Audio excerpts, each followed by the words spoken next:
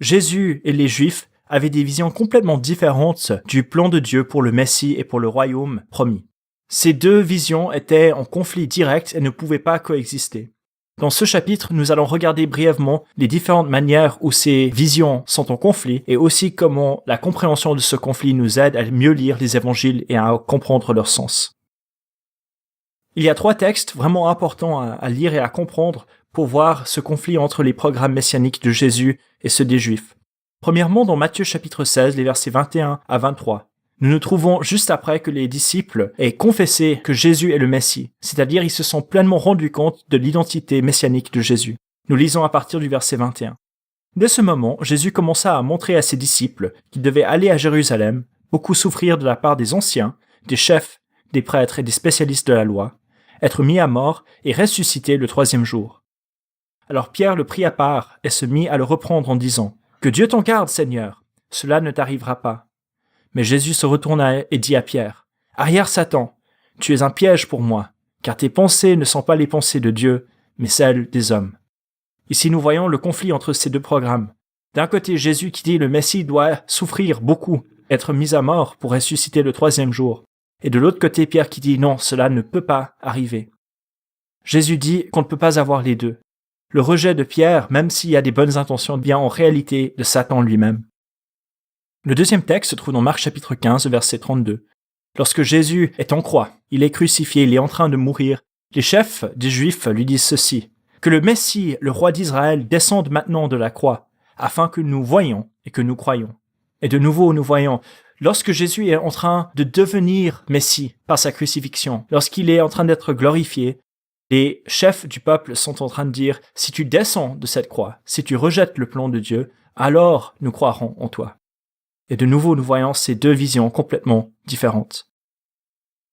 Finalement, lorsque Jésus est devant Pilate, dans Jean chapitre 18, verset 36, Jésus décrit son royaume à Pilate en disant « Mon royaume n'est pas de ce monde. Si mon royaume était de ce monde, mes serviteurs auraient combattu pour moi, afin que je ne sois pas livré aux Juifs. Mais en réalité, mon royaume n'est pas d'ici-bas. » Vu que Jésus suit un programme messianique différent, vu qu'il amène un royaume différent de celui des Juifs, il n'y a pas de combat, il n'y a pas de guerre contre les Romains ou d'autres pour ce royaume.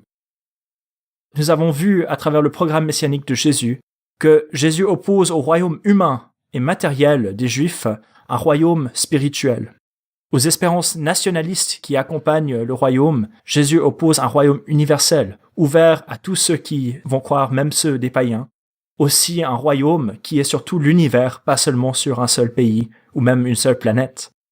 À l'alliance mosaïque, Jésus oppose la nouvelle alliance qui est en son sang, et ainsi il abolit et la loi de Moïse et le temple, même si les chrétiens mettront un certain temps à s'en rendre compte pleinement. Et finalement, aux attentes d'un Messie militaire et glorieux, Jésus oppose un Messie souffrant et crucifié. Lorsque nous nous rendons compte de ce conflit entre ces deux visions du royaume et du Messie, cela nous aide à comprendre un peu mieux cette question du secret messianique, c'est-à-dire ce comportement bizarre de Jésus qui tantôt est en train de dire aux gens qu'il est Messie, tantôt en train de le cacher. Il y a cette citation de Nicolas Perrin dans le livre Jesus the Temple, Jésus le Temple.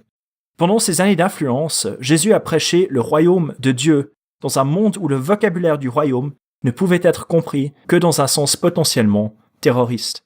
Et lorsque Jésus parle du royaume, même si son royaume est complètement différent de celui que les gens attendaient, le langage qu'il utilise est nécessairement politique, militaire, et comme Perrin le dit, même terroriste. Alors qu'est-ce que Jésus peut faire pour gérer ses attentes, ce sens très lourd qui est attaché au mot royaume et Messie lorsqu'il prêche?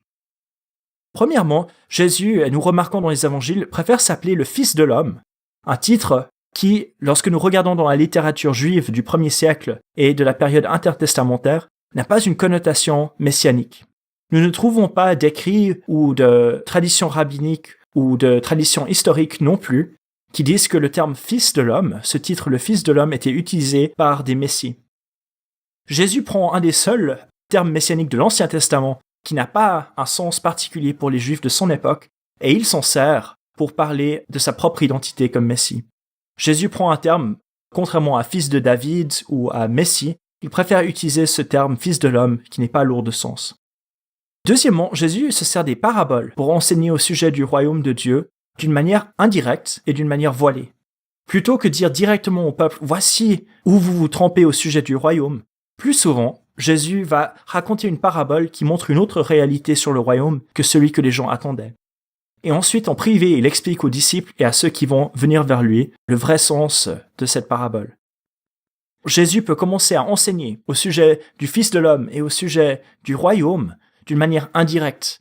Les gens ne vont pas commencer à réfléchir immédiatement avec leurs idées préconçues au sujet du royaume de Dieu lorsque Jésus se sert de ces termes, le Fils de l'homme, et lorsqu'il se sert des paraboles. Nous voyons aussi dans les évangiles que Jésus se révèle comme Messie en privé aux disciples, avant de clarifier toujours immédiatement que le Messie doit souffrir et mourir. Jésus n'est pas en train d'aller dans tous les sens en train de dire « je suis le Messie, je suis le Messie ». Il le dit seulement en privé à ses disciples, mais il va toujours dire, une fois que les disciples se rendent compte qu'il est Messie, qu'il doit souffrir et qu'il doit mourir pour les péchés avant de ressusciter. Et ça, c'est important, parce que lorsque Jésus est proclamé Messie par les disciples, il y a toujours ce message de souffrance puis la gloire qui l'accompagne. Deuxièmement, Jésus est beaucoup plus prêt à révéler clairement son identité de Messie aux étrangers qu'aux Juifs. La femme samaritaine et le démoniaque qui habitait en Garadrée, ce sont des gens qui ont probablement beaucoup moins d'idées préconçues au sujet du Messie promis de Dieu que les membres du peuple juif.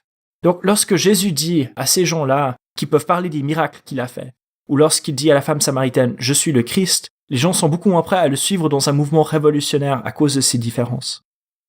Et finalement, nous voyons d'un côté que Jésus refuse les titres royaux de la part des foules jusqu'à la Pâque à Jérusalem. Donc il ne veut pas commencer une révolution pour arriver jusqu'à la ville. Il va seulement accepter ces titres une fois à Jérusalem, et ça fait partie de son programme pour précipiter sa mort aux mains des autorités. Quand on regarde aussi le comportement bizarre des disciples dans les évangiles, il faut comprendre de nouveau avec ce programme messianique des Juifs que les disciples sont convaincus que Jésus est un Messie militaire et glorieux et que son royaume sera à caractère politique et national. Les disciples ne pensent pas que Jésus va mourir pour les péchés du monde. Ils pensent que Jésus, c'est un général qui va les mener en victoire contre les Romains. Les disciples sont si attachés à cette notion qu'ils n'arrivent pas à comprendre les paroles qui sont pourtant très simples de Jésus concernant sa mort. Ils savent ce que veut dire ressusciter des morts. Ils savent ce que veut dire mourir, être rejeté. Mais ils n'arrivent pas à les comprendre parce que cela n'entre pas dans leur manière de voir le Messie. Et les disciples donc vont suivre Jésus tant qu'ils n'ont pas de choix définitif à faire entre leur programme messianique et celui de Jésus. Tant qu'il y a la possibilité de suivre sans prendre de choix, tant que pour eux Jésus peut encore être ce Messie militaire, ils sont prêts à le suivre. Donc la réalité, c'est que pendant son ministère public, les disciples n'ont jamais cru que Jésus serait un Messie souffrant. Ils ont toujours cru en ce Messie politique, mais ils n'étaient jamais forcés de choisir entre leur vision et celle de Jésus. Et donc, on peut dire que honnêtement, les disciples étaient prêts à donner leur vie pour Jésus, mais tant que c'était en mourant au combat. Donc, lorsque les gens viennent arrêter Jésus, Pierre sort l'épée et est prêt à se battre jusqu'à la mort pour protéger Jésus. Mais une fois que Jésus dit non, il n'y aura pas de bataille, alors à ce moment-là, Pierre et les autres s'enfuient. Une fois que les événements confirment les paroles de Jésus, les disciples abandonnent leur foi en Jésus plutôt que leur foi en un Messie politique. Une fois qu'ils voient que Jésus sera réellement arrêté et mis à mort, ils arrêtent de croire en Jésus plutôt que d'arrêter de croire qu'il y a un Messie politique qui vient. Et donc les disciples ont de la peine à croire même après la résurrection parce qu'ils tiennent toujours à leurs attentes messianiques erronées. Finalement, lorsqu'on parle du problème de la foule, cette foule qui d'un côté protège Jésus et puis en quelques heures se retourne contre lui pour le faire crucifier. Comme les disciples, la foule à Jérusalem voit en Jésus un Messie politique, vainqueur des Romains et de leurs suppôts. Ils se rangent du côté de Jésus contre les chefs du peuple et les pharisiens, tant que Jésus ne déçoit pas directement ses attentes.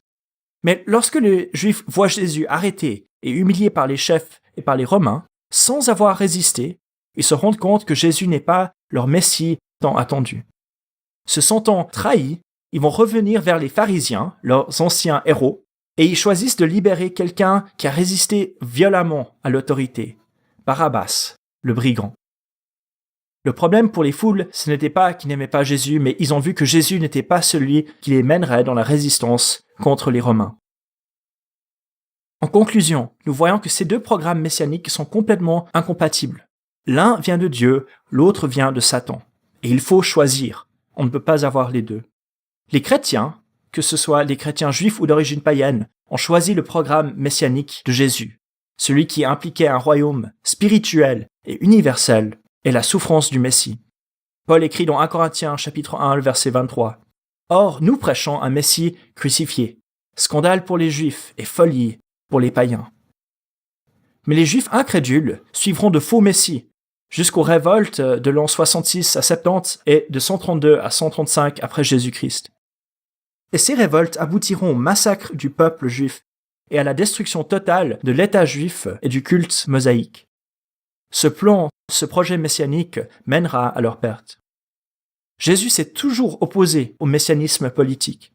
Il a toujours prêché un royaume spirituel, universel, unique, et a toujours affirmé qu'il accomplissait tout le plan de Dieu annoncé dans l'Ancien Testament.